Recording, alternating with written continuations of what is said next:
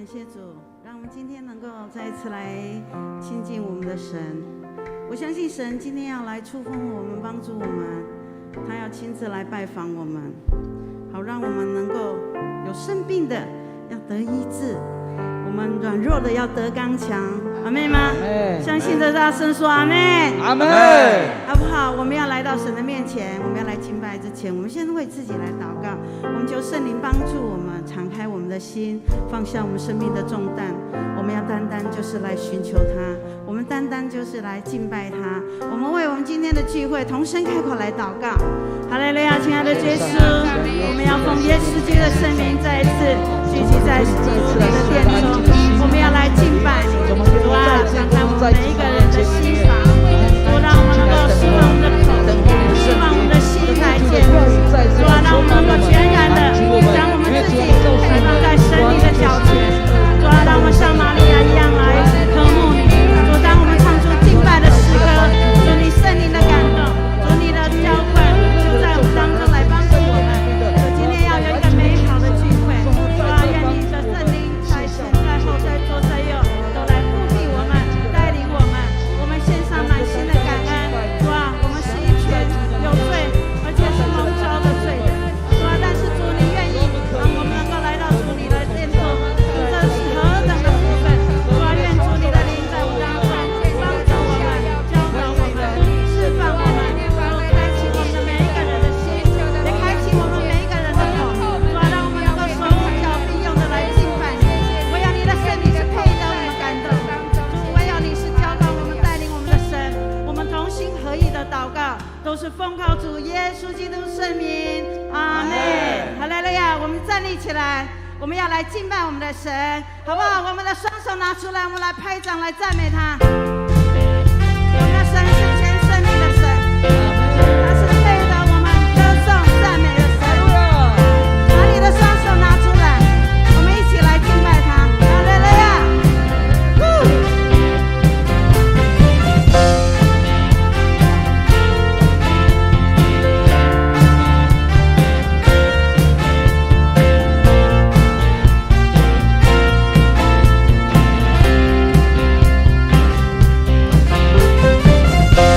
在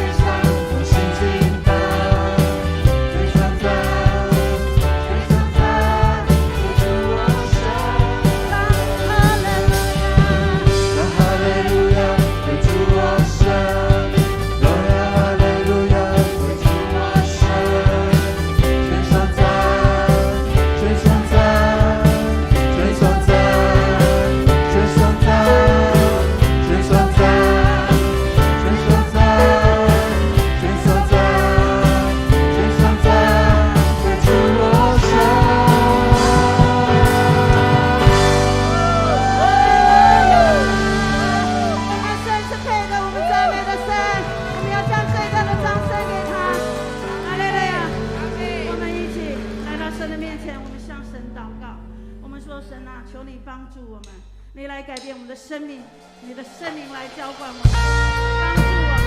我们从神为自己来祷告。哈利路亚，亲爱的耶稣，我们赞美你，主你是荣美的神，主啊，求主你来更新我们，帮助我们。主啊，我们有软弱，但是主你要使我们刚强。主啊，你要来医治我们。谢谢你赞美你，你来祝福我们。主啊，我们等候你，等候你圣灵充满。主啊，我们欢迎你，欢迎你圣灵运行。主啊，我们渴慕你，渴慕你圣灵触摸。主啊，我们呼求你，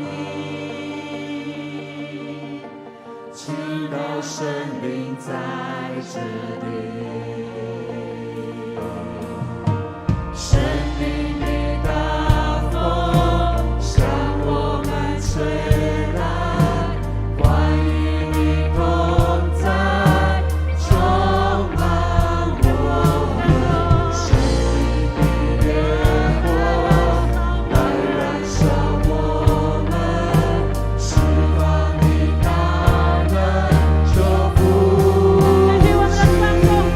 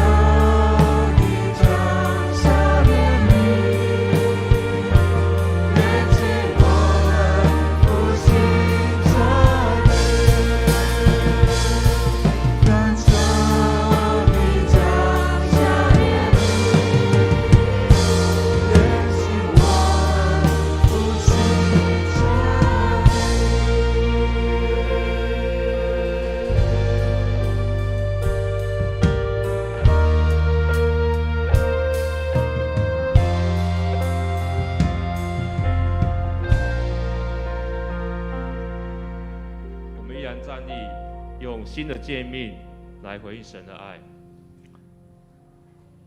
我们你要尽心、尽性、尽意爱主你的上帝，这是诫命中的第一，且是最大的。其次也相仿，就是要爱人如己。这2条诫命是律法和先知的一切道理的总纲。我们赐给你们一条新命令，乃是叫你们彼此相爱。我怎样爱你们，你们也要怎样相爱。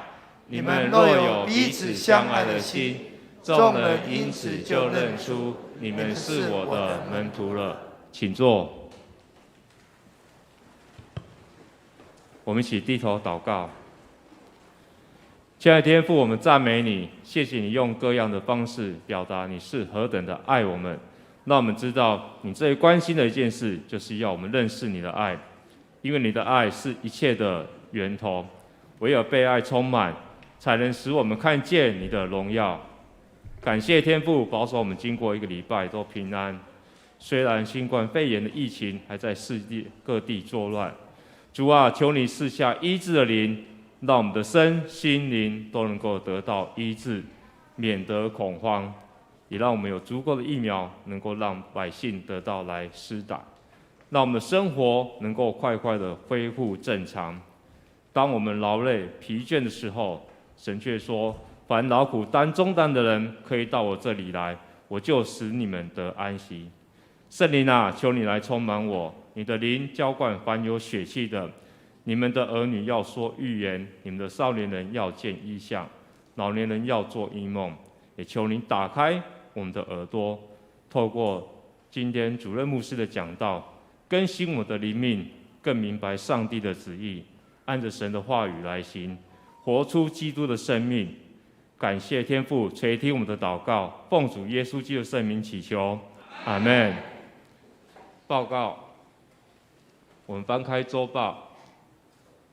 第一点，本主日为2021年重阳敬老主日，本会赠送颁发敬老礼金，70岁以上受金，本会致赠敬老红包1份，70岁600元，80岁1000元，90岁2000元，100岁3000元。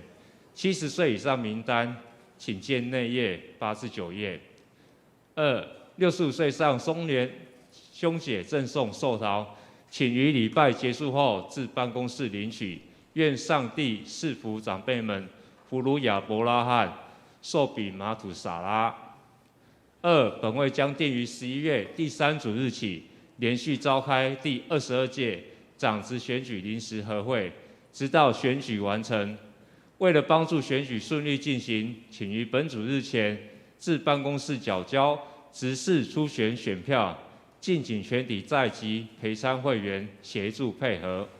3、右昌教会公告，配合政府防疫政策，本会所有相关实体聚会已陆续恢复为实体或线上，并进行的方式实施，说明如下：A. 本会已获得内政部核准，以活动场所之楼地板面积同时间至室内聚会。B. 主日礼拜部分：1. 每周六下午6点青崇敬拜中心实体礼拜。2. 每周日教会主堂上午8点台语礼拜，上午10点华语礼拜实施线上并进行实施。3. 每周日第3场华语敬中实体礼拜。4.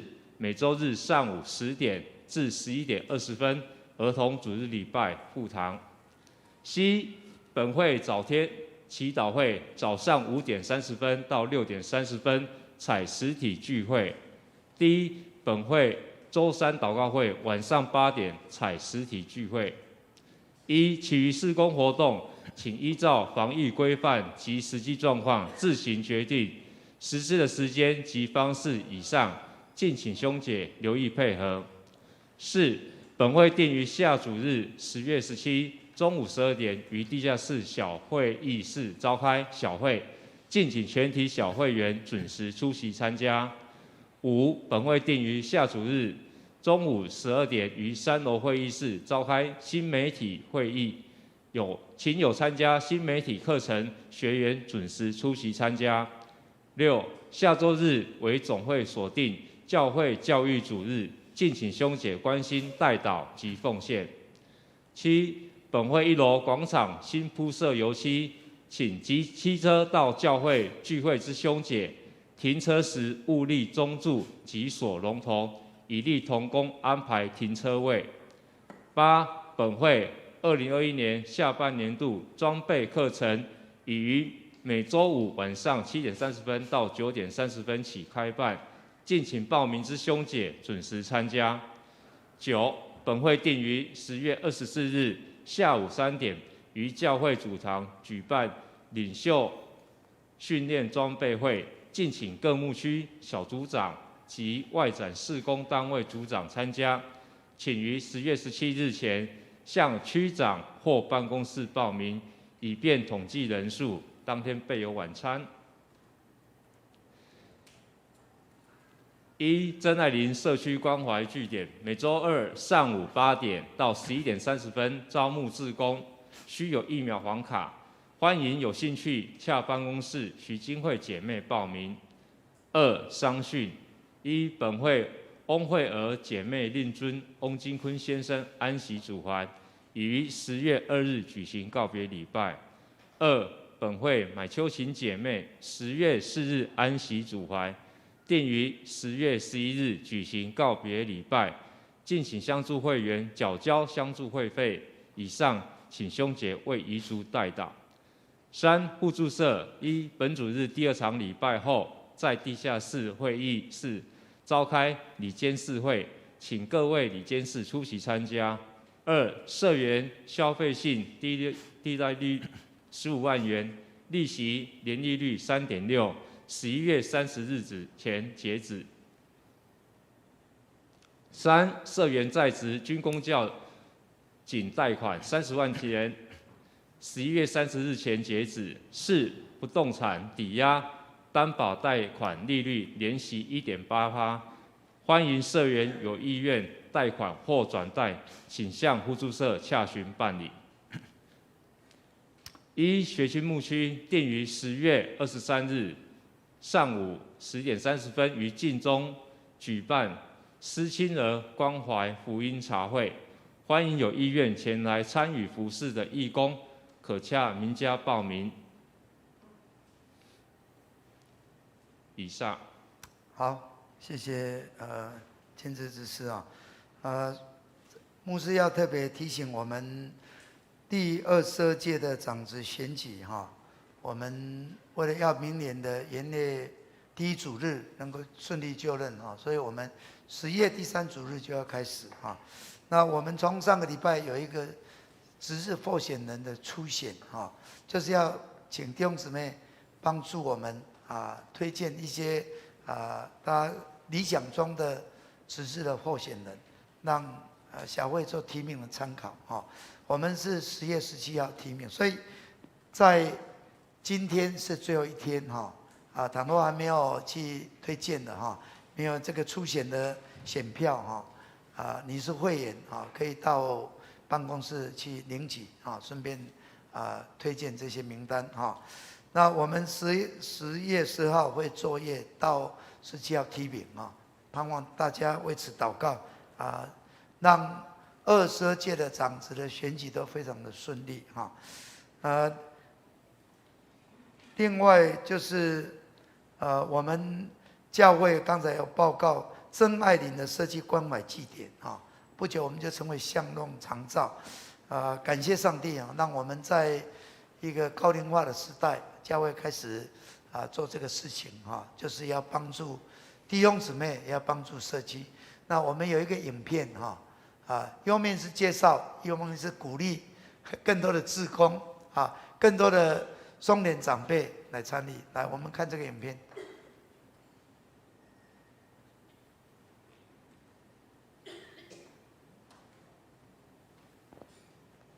影片可以吗？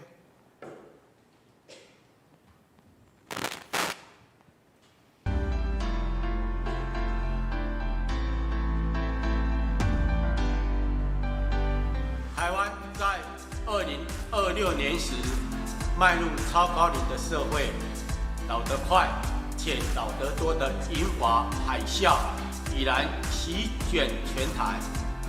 右昌教会看到社区我们一些长者的需求，教会在109年7月5号来成立真爱林关怀协会，在109年11月经社会局长青中心人力培训辅导来设置据点的提供服务，以延缓人口的老化。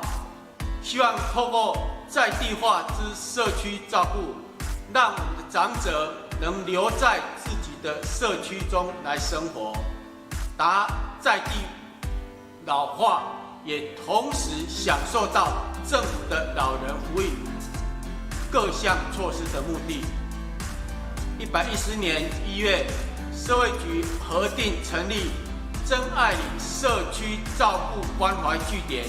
目前，真爱林社区照顾关怀据点每个礼拜2我们都在教会这边有举办餐饮的服务、健康的促进，来延缓失能，防止长者的机能的退化等等一些的多元的服务。周间我们也会进行关怀访视、电话问安、咨询以及转介的服务。据点的长者透过活动内容，不断的学习、动脑、动身，彼此之间的互动，达到预防失能、失智、延缓退化，以提升长者的生活品质。台湾进入高龄化社会，看似人口老化的危机，但这却是教会能看到家庭及社区长者的身心灵需要，走进他们的当中，去传扬福音的好消息。所以在这边要诚挚的邀请大家一起来同工，更邀请我们所有的长者一起来参与据点的活动。各位弟兄姊妹，大家平安！感谢主，我们右昌教会从去年我们就有成立了社区的关怀协会，那我们就开始了我们真爱林的社区照顾关怀的据点。我们非常欢迎我们的长辈能够来参加。每个礼拜2，我们从上午、下午都有活动。其实我们弟兄姊妹、我们的长辈欢迎你带头来参加，让更多人来参加这个据点，也能够学很多东西，让我们的松联的生活会更充实。而且我们现在是一个志工的社会，我也鼓励弟兄姊妹，我们可以当志工来帮助人，也带给自己快乐。现在台湾的社会，有人称为是无眼的社会，很多人很孤独，所以这个地方是让我们能够彼此能够成为好的关系的建立，在这里享受老年的生活，让我们右昌教会这个长照的事工，这个关怀的据点，成为社区的祝福。我们加油！各位兄弟姐妹，大家平安。我现在来分享我为什么来服侍这2.0长照，因为我今年也已经迈入65岁，所以我就想，我来带领社区跟教会的松年的兄弟姐妹来跳赞美操，所以在这当中，我非常的喜乐。最主要的目的，我不只是带领他们来跳赞美操，就是要把福音传给社区，还有所有的这个松年让他们也能认识神，让他们也能来进入教会里，这是我最大的使命。大家平安，我本身是医检师，又是照服员。那因为跟先生都是在高雄工作，所以我们就在这里定居。我们的父母都在外县市。那参与在据点的工作服事，就如同照顾自己的父母一般，照顾长辈，也就是照顾未来的自己。在这边，我学习成长非常多，因为这些新的领域都是我以前不曾碰过的，包含就是人际关系的沟通啊，还有借由社会局教导我们，对于老人意外伤害的这些紧急的处理，还有营养学一些烹饪，那我发现在这个领域当中，可以对长辈有非常大的帮助，对自己也是有很大的一个学习成长。谢谢。大家平安。我为什么会来当志工呢？当初纯粹只是想过来帮忙。那想过自己如果年纪大了，也会想要有一个像家一样的地方让我去学习，然后还有一些认识一些朋友，或是学习新知识，然后做一些手工艺。我觉得有这样的地方一定很棒。所以呢，我就想说有时间就过来帮忙。虽然现在我还是有在工作，比较忙碌一点，但是只要有空，比如说每周的礼拜四下午就会过来帮忙行政的业务，或是想一些手工艺 DIY 的课程，让这些长辈可以学习。那我觉得能发挥所长，这样子是真的非常感谢上帝，因为呢，让我借着真爱林关怀据点，有机会认识这一群可爱的长辈。像上次就有跟着招娣姐还有金慧一起做关怀访视，我觉得在关怀上啊，关怀这群长辈，去探访他们，让我觉得真的很温暖。为什么？因为人与人的距离变近了。那我觉得在这当中，我也看到上帝的爱。真爱林关怀协会据点真的非常棒，很高兴我可以来当志工。我们真的需要你，志工团队欢迎你。好，我们给他们鼓掌哈，感谢上帝哈，让我们教会能够有这样的一个长照的服务哈，谢谢海平长老跟汤仲弟兄就起先去年就开始筹备，我们企业成立，我们11月正式开始哈。那真的诚挚的邀请我们的长辈来享受这个地方政府有这个福利，我们教会可以配搭，我们教会也可以有很多的志工欢迎更多人来投入志工的行列真的，台湾已经是高龄化，陈牧师今年是第一次领那个崇雅的这个崇养敬老的礼金了所以已经踏入这个老人的行列那真的是我们一起来关怀这个社区，让我们教会成为这社区的祝福那今天我们等一下要发这个敬老，我先介绍一位今天参加我们聚会的来宾是台北天母教会魏慧珠姊妹不知道在这里我们拍手欢迎她，欢迎你。好，请坐。她跟我一样的同个脸，她是在金孝路所以欢迎来参加我们的礼拜那今天是我们的重阳敬老主日，今年因为碰到疫情，所以没法办的没有办法有寿宴但是我们教会准备2个大的寿桃，要祝你葫芦、亚伯拉罕、寿比、马土撒拉，盼望我们在教会的都是最有福气的，而且是长寿长寿也要身体健康，所以我们的关怀据点欢迎你那我们现在要请我们的执事招待人员，我们65岁，就是45年次跟我一样的寿星请你起立我们要发给你一个寿桃2颗来祝贺你我们给他们拍手不要客气，不要客气，那个什么那个魏姊妹，请你站起来45年次的都已经以上的都是了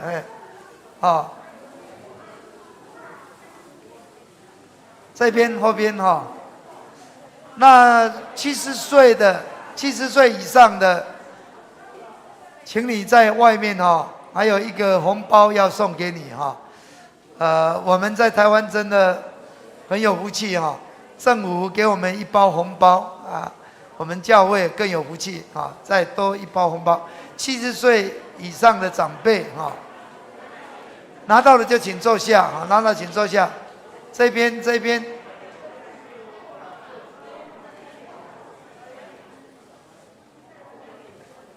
OK， 这里，这边怎么没有？哎，不够。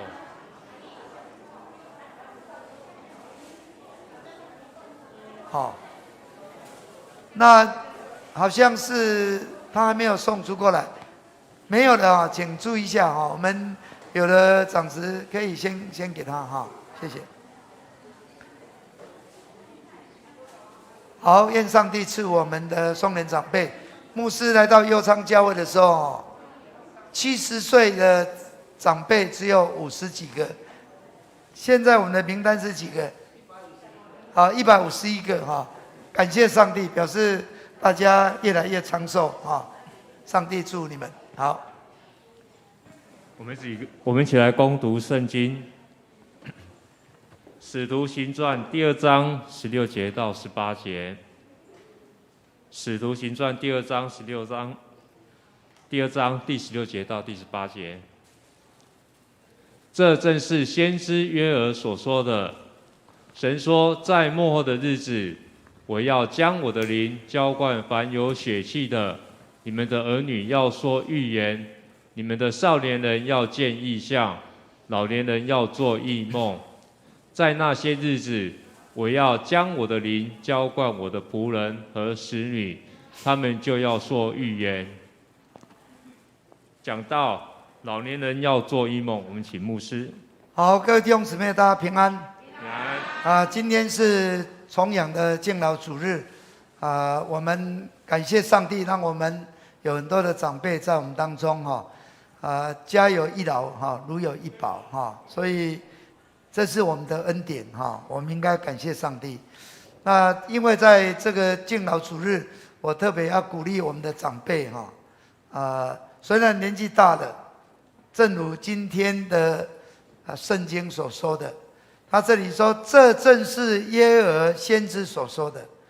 耶珥那个时代，必定也是遇到很多的问题，可能老年人没有盼望，或是年轻人对前途这个非常的渺茫，可能遇到很多的困境，很多的难题。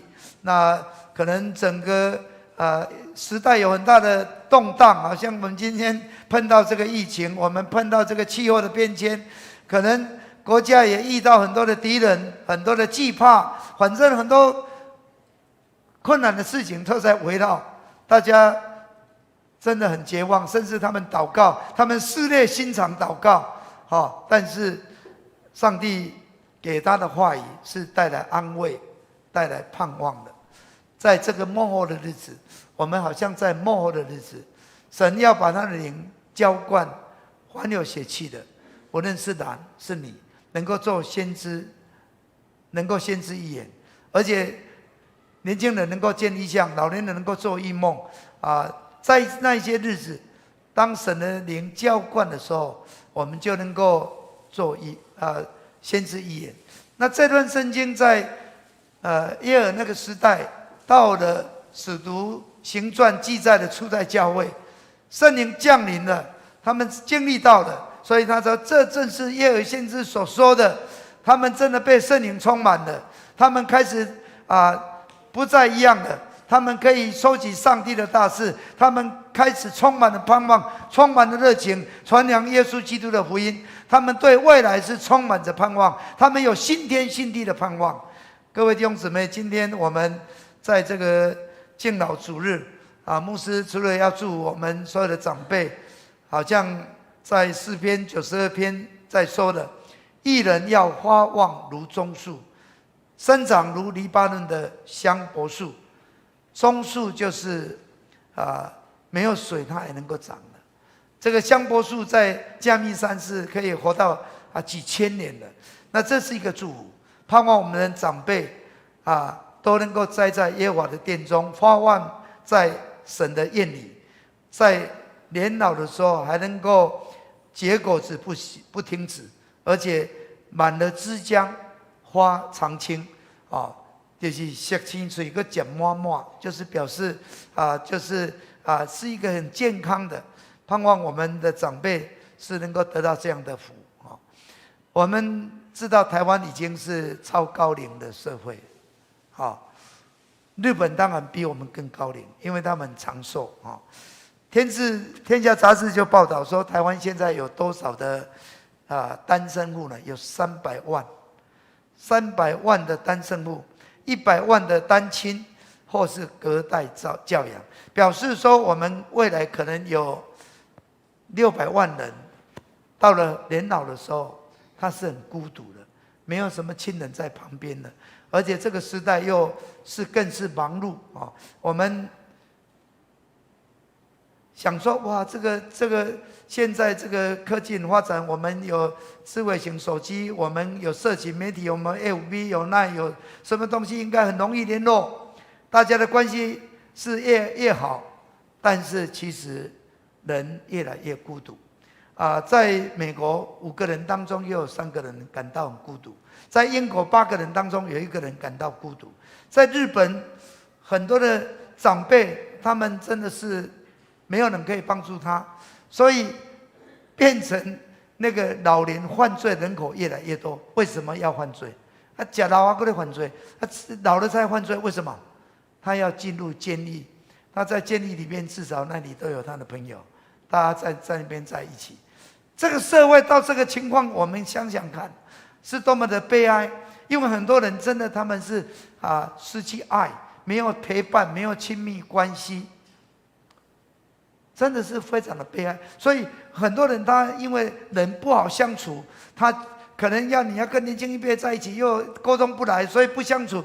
我干脆找机器人，所以机器人未来是很多是我们长辈的一个陪伴照顾，他可以帮助你，跟你可以很充分的合作。今天早上我们有一组里的早祷说，他看到一个阿嬷年老了，身体不好，走动不方便他问到孙子说：“你有没有常常陪伴他？”他说：“没有，我很忙，功课很忙，我要到教会服侍。教会好像是他的避风港当然，教会是陶城，教会是现代人的避风港。今天无论我们的长照，其实让老人在这个地方就是得到恩典的，能够找到同样的人在这里能够一起学习东西，一起活动不会感觉非常无聊，日子不知道怎么过。但是今天的确是我们那天上那个幸福小组现在进入了这个所谓的 I 世代，就是从1995年到2012年这一阶段都是网络世代的。我们的长辈要跟他沟通真的很难，因为你讲的话他听不懂，他讲的话你听不懂，两个人就是有沟没有通，所以话不投机半句多，有时候你讲西他讲东，或者弄一弄干脆不要了。所以这个时代的一个悲哀，但是怎么办？有问题，我说也不只是这个问题，是我们这时代真的离婚的人口太多，单亲的人口太多，隔代教养太多。上帝给我们的父亲就是父亲，母亲就是母亲。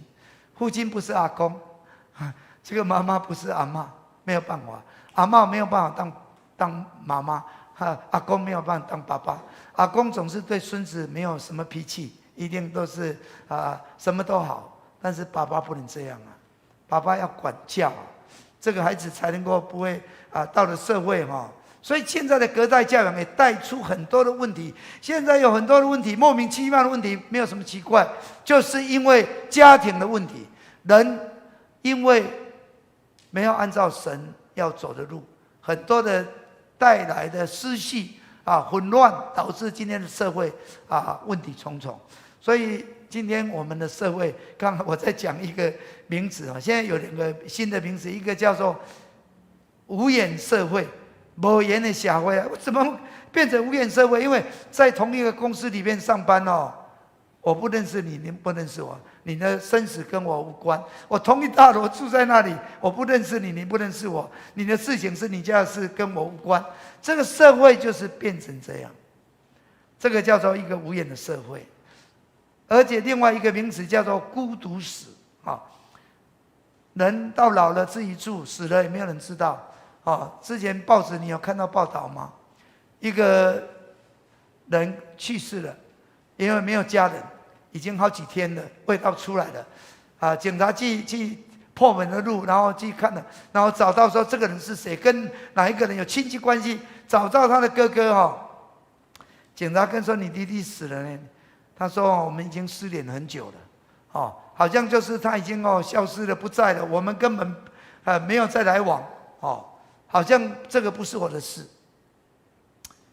这个社会啊，都这个孤独死的背后，都是一个人生的一个悲剧。所以，这个有一本书叫《无眼社会》。其实这种高龄化的社会，不必然都是如此。”不必然都如此。我们倘若能够，为什么会有教会？其实起初上帝创造没有教会，先有家庭。有人说教会就是因为罪进入之后，这个家庭带来破坏了，这个教会就是补救措施。所以今天教会象征一个叫逃城，一个可以得到救赎的地方。所以今天教会倘若能够堵住这社会的破口，今天教会能够成为这个社会很多家庭问题的帮助，让人认识阿爸天父，得着那阿爸的天外，至少他可以胜过弥补他过去因为婚姻的问题、家庭的问题亲情带来很多的这些缺乏爱、缺乏当中，就是只有从神能够得到帮助。今天是双十国庆当然台湾是很特殊面对的问题很多，我们这里应该台湾在外面看是很危险、很紧张，但是感谢主，我们也是很平安。我们相信台湾的未来在神手中，这世界的未来在神手中一样。人不能胜过神，人仍然要降服他。我们当然历史的命运，台湾到底是中华民国，到底有一个中华民国说我们是属于他，那有人又想要台湾共和国。无论如何，这一些都不算，在神手中。今天是双十国庆，真的我们要我今天看那个周生珠牧师的那祷告很好，我们就是要这个双十，就是我们这个赎罪的十字架，还有让我们得胜的十字架。让我们好像十字架双十在我们若不是耶稣基督的救恩，借着他十字架的恩典，我们今天就还在罪中，我们还在咒诅之中。但是今天我们靠着十字架的恩典，我们能够得胜。虽然环境是可能不好，但是我们不必惧怕。今天我们无论我们个人、我们的家庭、我们的教会、我们的国家，都是要回到神的面前。没有我们真的会失去盼望所以我很鼓励我们的长辈到我们的关怀祭典，其实在那里有些很多东西大家在一起真的非常非常的快乐。盼望我们这里也能够成为社区长辈的天堂让他们喜欢到这个地方。那今天牧师读的这个经文要告诉我们的，就是其实我们在这个末世，不只是少年人要见异象，我们老年人要做异梦。这个时代就是没有梦想，很多都是现实的环境，真的压力非常大。现在不仅是年长的人会厌世，包括非常年轻人都会，因为没有盼望。我们要恢复这个盼望，这个盼望能力就是从神来的能力，就是圣灵在我们身上。我们不仅能够做先知言，我们能够见异象，我们能够做异梦，我们能够充满盼望，让我们每天的生活是充满了盼望，充满了意义，充满了价值。所以我们要恢复神给我们的能力，其实做异梦是神给我们的一个能力。我们在座有没有人说一辈子都没有做过梦的？请举手，有没有？好，只有一个了哈，因为他做梦也不知道到底是现在是在做梦不做。我们没有不做梦的，每一个人都有做梦，是做的好的梦、坏的梦噩梦，还是做的让你很快乐的梦哈。其实每一个人都有做梦，日有所思，夜有所梦。但是我们应该是要恢复夜有所梦，日有所思。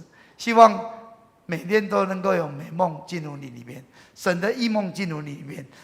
梦是上帝对我们讲话的一种方式。各位弟兄姊妹，不要忽略了，不要忽略了。神不只是在圣经对你说话，神会借着梦。有人说梦就是上帝的话被遗落了，上帝的话，上帝的话没有在里面的，他会对你说话。上帝是要向人说话的上帝，他多么希望向你说话也多么喜欢听你说话。所以我们说读圣经就是在听上帝说话，我们祷告就是在向上帝说话，我们跟上帝要有美好的交通。特别我们长辈，我们现在有很多的时间，多一点听上帝说话，读神的话，多一点祷告向神说话，那你的人生是不一样的，你一定会有很多的经历。最近我们台湾有一个长辈大家都应该认识他，他是被敬重的一个神重用的仆人周神助牧师，台北灵粮堂他已经退休，他现在80岁，但是他现在是一个做梦的人，常常都是做梦，他做了梦，他就能够把它写下来，而且知道了意义，借着这个梦每一天都写一篇，都在鼓励弟兄姊妹。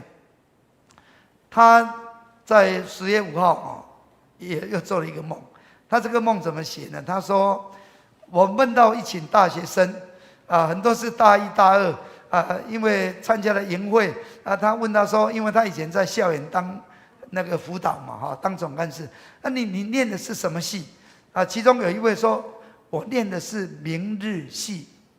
明日系听懂吗？明仔载明日系。他想说奇怪，怎么有这个明日系呢？那他梦醒之后，他有这个系吗？这是未来写吗？后来他想一想，神在讲这句话，让他做这个梦很有意思。其实我们每一个人，不管是男女老幼，都在神面前读明日系，我们都在读明日系。正如我们唱的那首诗歌我不知明日将如何，许多事难以明了，但我知道他掌管明天。我也知道上帝把明天交给我神也让我知道今天是昨天的明天，今天是昨天的明天。我愿意把每一个今天交给神，让他做主，与神与人对齐，我就能够有更美好的明天。7个明天，7个明天就是未来的7个明天。这个礼拜7个明天，你能够让主掌管，让主掌管，那我们就有更好的下个礼拜。我们30个明天，我们能够住在基督里，我们有这更好的下个月。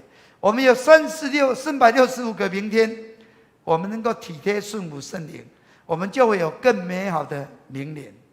我们有3650个明天，我们能够凡事谢恩，不住祷告，常常喜乐，我们就会非常美好的黄金的10年。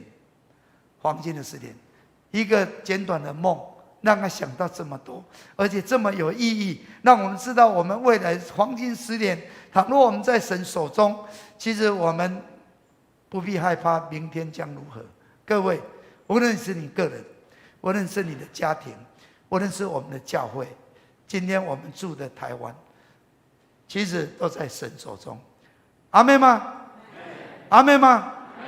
是上帝在掌管，是上帝在掌管。我们尽管就是来到他面前，我们向他祷告，我们信告他，我们让他引导，我们相信我们未来每一天都会越来越美好。你要成为明日系所以这个是一个很奇妙的事，很奇妙的事。神给我们会做梦，不会做梦就惨了。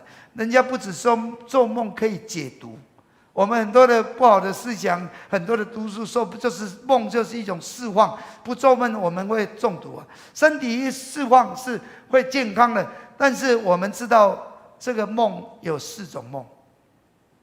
一种是从神来的梦，我们叫做异梦，这个是好的梦啊，我们应该要有这样的一个梦。这个梦让你梦醒的时候很舒服，而且你这个梦你听得懂，而且你这个不会忘记，很久都会记住啊。这个梦可能会指引你，可能会保护你。有时候你面对很难的抉择的时候，这个梦对你很有帮助。好像陈牧师坦白说，当牧师没有烦恼吗？你当牧师也会有烦恼吗？当然有啊，牧师也有问题啊，问题多多啊。牧师有困难也很困难啊。我记得我在2011年的5月，我做了一个梦，这个梦也是关我一个很重要的抉择。我到佑昌教会到2011年就是满12年通常我们都4年一个任期。那我到了2011年年底，就是9月，就是要决定我要不要接续下面的一个任期。坦白说，我有一点累了，我想要休息，我心里面想要休息，而且又有这个台北有一个教会有人要来聘请我，有人邀请我，我想说，是不是我现在应该结束了？那这个事情当然为我是困扰，我祷告主，到底我要做什么样的抉择？主啊，求你能够让我知道。很奇妙的，神让我做异梦。其实那年5月我做很多异梦这2个，我梦见一个梦，但是一个梦是有两个地方，但是同一个梦当中是联系的。我梦到我第一台的冷气机，我在台南神仙买了第一台冷气，叫国际牌梦香，叫最高品质，静悄悄。神就是用这个告诉你，你要安静，不要出声，你要安静。然后第2个梦就是镜头一转，就转到那个小港的国际机场，很高兴跟师母我们要出国去玩，好像很轻松，很高兴。结果怎么样？要过海关的时候要拿护照，奇怪找不到护照，没有护照就是走不了出不去。那神是很简单叫你要安静，你要安静，你走不了，你就是要留下来。所以很奇妙，就是这个事情果然这样发生。通常我们是9月份会讲牧师的任期，那一年不知道什么缘故，我不知道。8月7号礼拜天就决定了我们的长老小会，这差不多1分钟就通过牧师要继任了。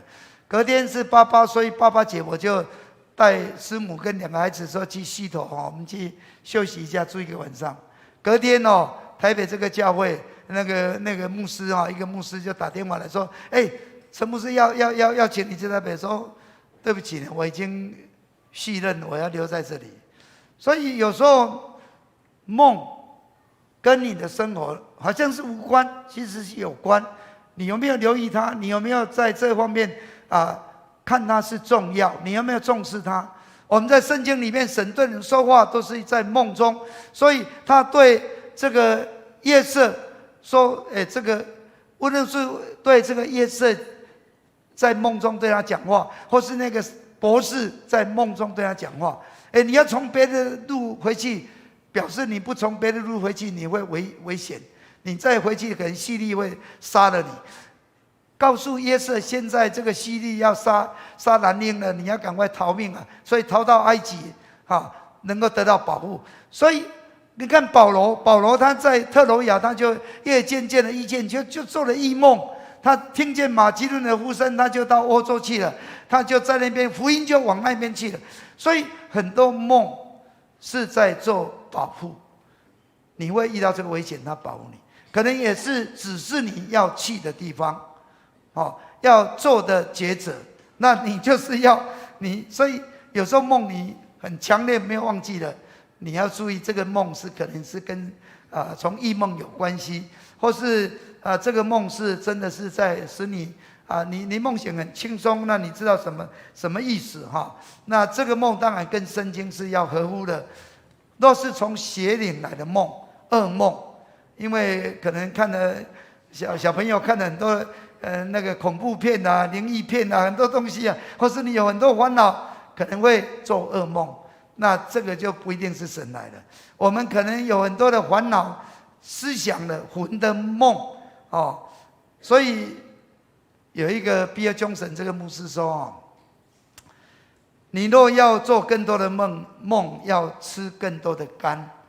他这个意思不是说你吃肝是不好的，是你的肝要吃更多的顾你的肝的药。什么是会顾你的肝？充足的睡眠，或是吃的东西是有益的比如说你维他命 B6、B12这都是有益于你的肝。你的肝脏好，你有好的睡眠，你就会领受这个从神来的异梦、好梦，不然的话可能就不是。那有的是身体的梦，我们知道，我们都是在睡觉的时候姿势不好，这个手被压得很久很久你会梦见你手断掉了，你手不见了，或是梦见什么这个很多的更是身体的那个是没有什么意义的。但是今天牧师讲就是说，我们虽然年纪大了，上帝说你还可以做异梦，你可以做梦，你求神让你能够有神的梦能够领导你，神的梦让你知道我当怎么做让你夜有所梦，日有所思，不是日有所思，夜有所梦。当你能够神的梦进入里面，你就知道怎么样，你充满了盼望，你充满了价值，充满了意义，你知道什么样的方向，你就有了热情，你的生活就不再一样，你不会好像毫无盼望。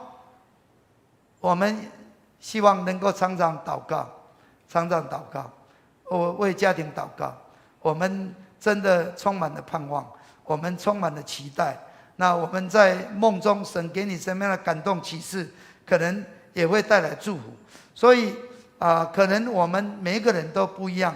我讲一个梦，让我们清楚知道，有一个女孩子叫做 Madison， 她有一天早上睡醒，她非常兴高采烈，找她的爸爸，爸爸，我做一个异梦呢。爸爸说什么异梦呢？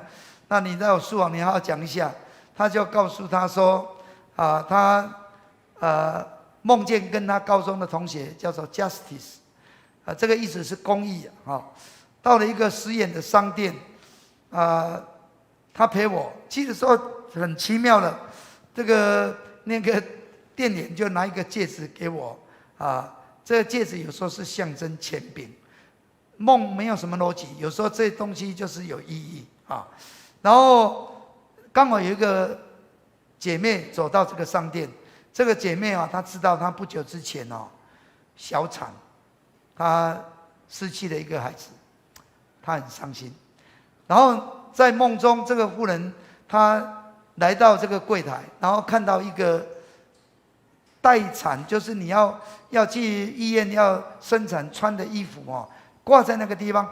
奇怪，这个店员拿这个衣服给他穿，这个他到底是什么？可能这个店员就是象征好像一个圣灵的角色，把这样的一个礼物拿给他。他穿了要生产的衣服，表示他虽然失去了一个孩子，但是神要再给他一个孩子。所以这个 Madison 他镜头一转，他就抱了一个小孩，她是女孩子抱了一个婴孩，什么意思呢？她抱的是这个妇人即将出生的小孩，是别人的应许，但是她在照顾别人的应许。我讲这个就是说，她在为他代祷，她为他祷告。有时候我们的长辈，我们可以为我们的家庭，为我们的孩子们祷告，可能未来的应许，上帝的应许要临到他身上的，可能你正是在为他代祷。所以这个 Madison 这个女孩子，她是一个代祷者。那这个异梦我们就看到，有时候得到异梦，我们把它宣告出来。不以属乎神的，我们奉主的名离开我们；但是属于神的，我们应该抓住这个应许，我们应该把它宣告出来。好像以利沙对那苏联的妇人说：“妇人，明年这个时候你要有一个孩子。”他把它宣告出来宣告出来。有时候因为人可能受到了一些创伤、一些痛苦，但是当我们能够祷告，把它宣告出来，圣灵的工作使他得到医治的时候，他的身体恢复正常的次序的时候，可能他就能够释放出一个好运来。我想的好运不是合运是有一个好的怀孕来。有一个可能我们很多人就是遇到了一个很多伤害、创伤，我们的身体所以梦也是让我们身体恢复一个正常的次序所以我讲这个梦，就是其实我们做的梦，倘若你在其中，可能主角是你，那你就上帝给你有一些象征，可能你懂了，像陈牧师跟师母这两个，就是看到这个最高品质静悄悄或是看到护照没有了，那这个神要跟你讲的话，你清楚了，你祷告，神就按照你所领受的能够实现出来。我们应该要成为一个做梦的人，我们要能够明白梦的意义，我们请求圣灵帮助我们怎么解释，而且我们把它应用出来，而且我们能够等候那个事情的临到因为这都是神的工作所以感谢上帝，我们不是算命的，我们也不是江湖术士，但是上帝说我们可以见异象，我们可以做异梦，我们可以成为一个领受异梦的人，我们可以祷告，能够把它释放出来的，我们可以让这个事情，神要成就的事情能够成就的，我们能够成为他的同工。最后牧师要用一个德国的一个哲学家他写了好大的一个巨作，叫做《盼望的原则》，但是其中他只是要问5个问题。他说：我们是谁？我们从哪里来？我们要往哪里去？我们在等候什么？什么在等候我们？我们的人生就是这5个问题。我是谁？我从哪里来？我要往哪里去？我在等候什么？什么在等候我们？从我们一个基督徒，我可以这样回答：说我是拥有特殊之梦的上帝的子民，我从现实的世界而来，我要回到如梦般好的无比的世界去。我们在那个世界之前的现在，我们在等候夜晚，等候在睡梦中主的临在，等候在梦中他的指引。在到那个世界之前的将来，我们在等候与我们的主相遇，而我们的主也在等候我们，等候我们安歇，等候我们入睡，他便能在梦中向我们显现，等候我们在梦中全然降服时，可专一地聆听他的信息，聆听他的声音，等候我们愿意让他引领我们那已预备好像梦一般更美的家乡。在我们回到这个家乡之前，主等候我们能够重视自己的梦。其实在梦中，神在等候你，神也等候你能够在梦中专一的，不被这世界很多东西以至于你听不见神的声音，因为这世界太嘈杂了，听不见了。但是在梦中你可以专一的听神说话。愿上帝赐我们，不仅我们的长辈真的能够身体健康能够睡得香甜，好梦连连，而且美梦成真，在地如同在天。我们要来唱一首歌，我们来祷告回应。在末后的日子，我们请敬拜团来带领我们敬拜。弟兄姊妹，我相信你可以成为一个常常领受上帝异梦的人，让你充满了盼望。神必定要让你借着异梦当中明白他的旨意。我们一起站立起来，让我们起立，再一次来敬拜我们的神。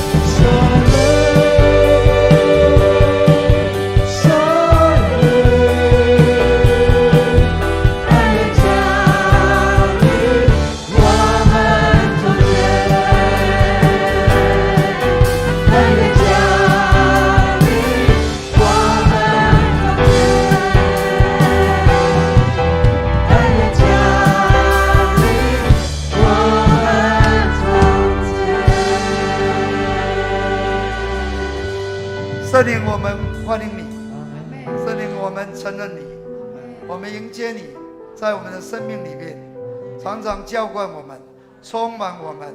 圣灵，你是有位格的神，你是能够向我们说话的神，能够在梦中我们能够听见你的声音。圣灵啊，让我们知道我们是属乎神的，我们从神那里来，我们要回到神的地方。主啊，我们在这世上，主啊，我们每天在灵里面能够有跟你美好的交通。主啊，让我们每一天、每一时、每一刻在你里面。主啊，特别让我们晚上有好的睡眠，让我们睡得香甜，让我们好梦连连，让我们美梦成真。主啊，我们在地如同在天。主啊，我们许多的烦恼，主啊，在梦中能够释放。主啊，我们甚至很多不知道怎么做的，主啊，在梦中你指示我们，又大又冷的事也指示我们。主啊，我们甚至有时候在决策上遇到很多的困境，但是神，你要对我们说话。主啊，我们能够常常在梦中听见你的声音。主啊，我们能够祷告，能够宣告出来。主啊，使神要成就的事，能够在我们人的生命当中，我们的家庭当中，在我们的教会当中，甚至在神要成就的事上，都能够成就。主，谢谢你，祝我们的长辈能够成为会做梦、做异梦，充满盼望，感觉有价值，成为孩子的祝福，成为教会的祝福，成为更多人的祝福。谢谢主，听我们的祷告，靠耶稣基督的圣名。各位请坐。奉献，我们请执事来收奉献。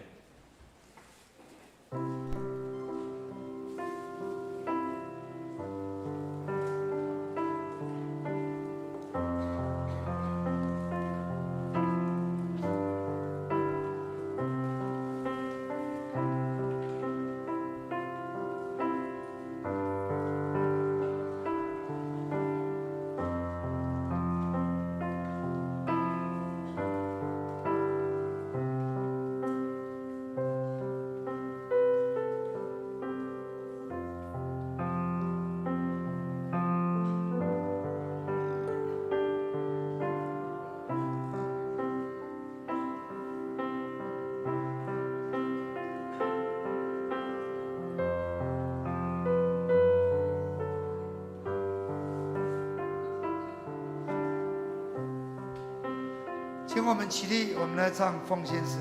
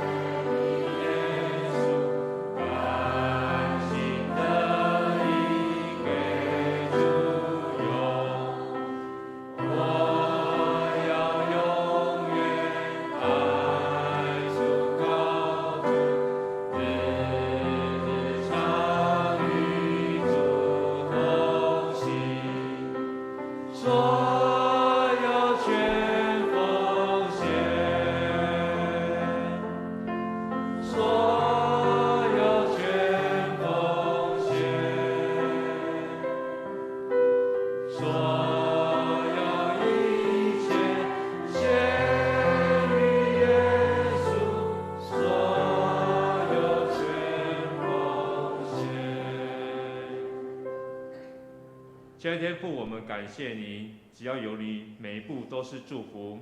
你与我们同在，我们无论往哪里去，你必保佑我们，领我们回归这地，总不离弃我们。谢谢你，让我们成为蒙福的人，有得获财能力，天天加给我们智慧与力量。我们献上微薄的金钱，使教会用在福音事工上，让神的国度赢得更宝贵的灵魂。祷告都是奉主耶稣基督圣名祈求，阿们。祝差遣。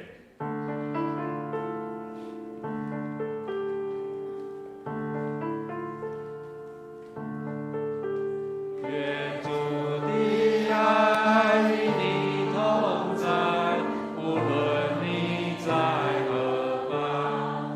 愿他赐福你心灵。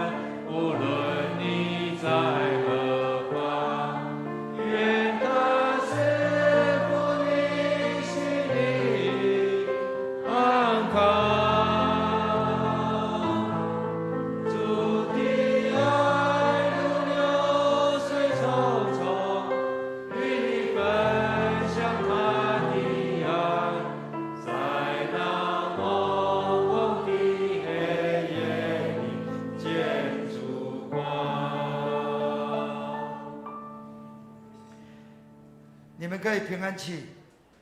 圣灵要浇灌充满你们。少年人要见异象，老人你要做异梦。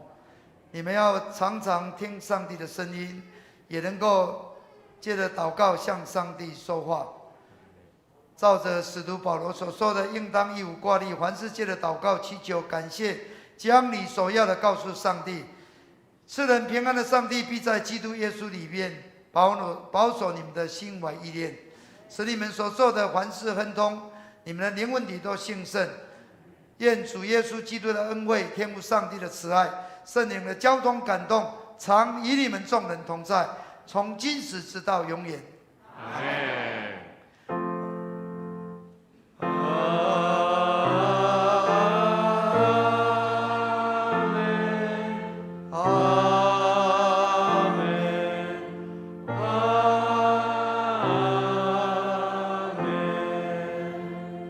请坐，默祷散会。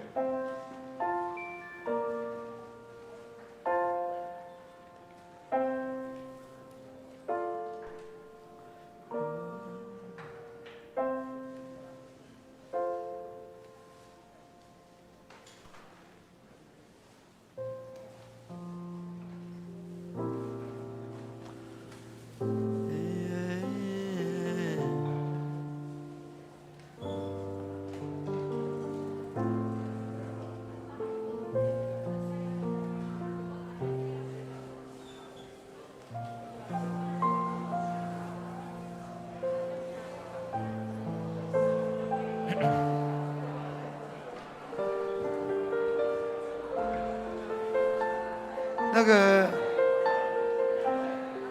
协会讲，